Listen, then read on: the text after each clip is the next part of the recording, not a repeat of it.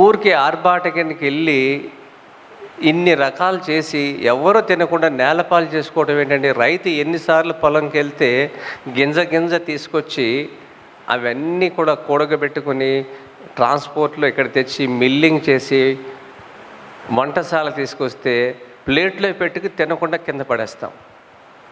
అసలు 30-40 రకాలు ఎందుకండి పెళ్ళిళ్ళలో చెప్పండి? ఇంట్లో తింటామన్నీ కొంతమంది 200 రకాలు పెడుతున్నారు. ఇది ఇంకా దారుణం. మిమ్మల్ని పిలిచి రాజు దీక్షిత్ గారు చెప్తారు, మిమ్మల్ని పెళ్ళికాన్ని పిలిచి మీ పొట్ట పాడు చేసి పంపిస్తారంటే వాళ్ళు. నిజానికి ఇది తింటామా? ఇంకోటి తెలుసా, అసలు విషయం చెప్పనా, మీ మీద ప్రేమతో ఎవరు పిలవరు. ఇలా పెట్టేవాళ్ళందరూ 100-200 రకాలు పెట్టేవాళ్ళందరూ కూడా వాళ్ళ దర్పాన్ని చూపించుకుంటానికి మిమ్మల్ని పిలుస్తున్నారు.